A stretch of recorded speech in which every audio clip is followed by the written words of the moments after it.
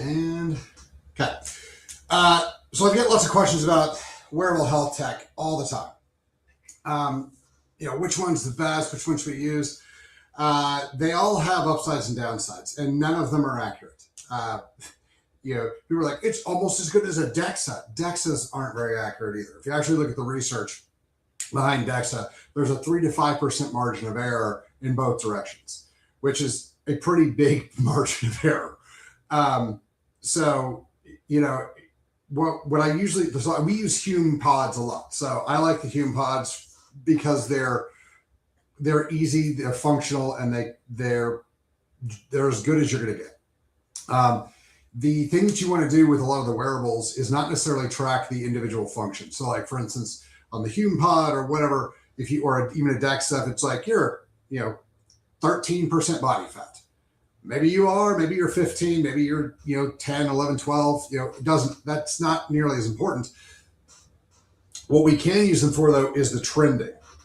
So if you use them for 2 months and your body fat percentage is X, and then you see it over those 2 months, it's coming down, that's good, because you can usually trust the trends, because even if it's off 3 to 5% either direction, as long as the slope of the line is going in the right direction, you're losing the fat or the visceral fat or whatever. If the slope of the line of the muscle's going up, we're staying even. You can give a pretty good idea that you're where you're supposed to be. So a lot of those are fine. I think it's a great idea to track your stuff, but track it and then compare it to you. So for instance, there's been a lot of days where I wake up and I feel awesome. And I check I have a Sleep 8 system, which I didn't get to track. I got it to heat and cool the bed and vibrate to wake me up, which is amazing. Like I love my Sleep 8. But it tracks everything else as well. And so it'll kick over and it'll be like, hey, your deep sleep was X, your REM sleep was this, your heart rate variability, all the stuff, right? And there's been days where I've woken up and felt amazing. And it's like, you didn't get good sleep last night. And I'm like, I beg to differ. I feel fantastic. And there's days I've woken up and been like, ugh. And it's like, you got amazing sleep. And I'm like, really? Did I? However, most of the time, I'll wake up and feel pretty good. And I'll be in a good mood. And it'll be like, you got this much REM and this much deep. And that, it's going to correspond to increased mood. I'm like, well, I do feel pretty good. So there's a lot of that is pretty beneficial. The nice thing is that I always like to look at, regardless of my score, how much REM and how much deep did I get and how many total hours did I get? That's important to me. And then I'll look at heart rate, variability. I'll look at, a couple of the other things in there. The nice thing is that what a lot of times will happen is that if you do this for a little while, say, a month or so, you kind of get a general, this is where I normally am. Then you start doing something different. You start working out harder. You start doing different peptides. You start doing different androgens, and you see your sleep is affected.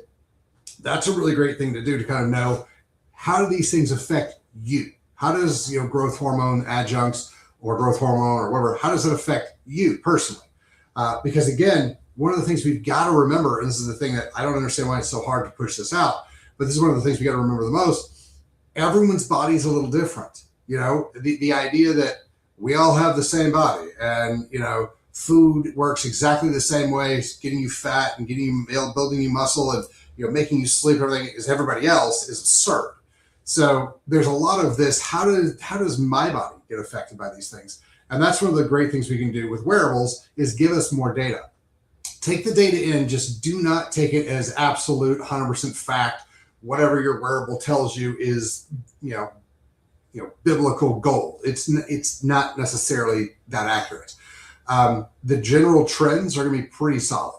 So watch those general trends, that type of thing. Some of the things that I would tell you are more important to watch, that I really like that usually aren't in the wearable category, are pulse oximeters.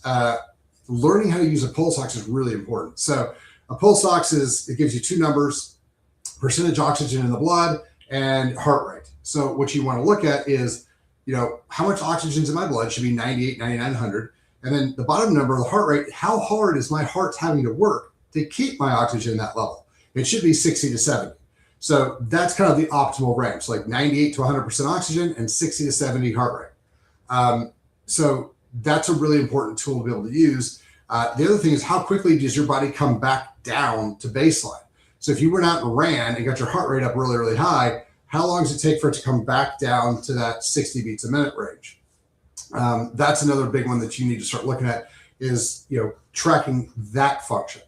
But a lot of these wearables are really, really, really beneficial to figuring out, am I in the right zone for cardio? Am I in the right zone for, for fat loss or that type of thing, or fat utilization?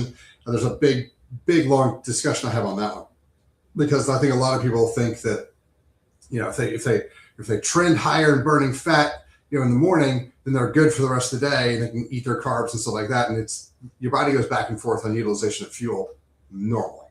Not everybody does, but the vast majority of people will go back and forth on fuel utilization. Again, that's an anti-calories conversation, but that's the other thing. So if you guys are looking for the best wearables, I love my sleep aid.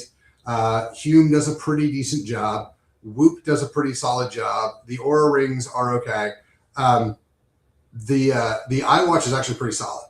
The thing I like about the Apple stuff is that they'll let you integrate anything you want to into your health group, your little health icon. You can track everything there. The Dexcom CGMs work really, really well in there. And that's another one.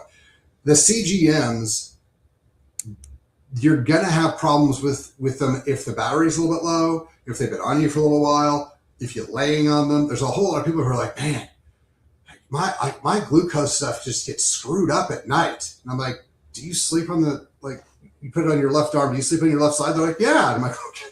Well, if you're laying on it, sometimes we have issues with it. They're like, oh, I didn't know that. And I'm like, yeah, next time if you sleep on your left, put it on your right and see what happens. And they come back and they're like, I moved it to the right side and my glucose issues at night are a lot better.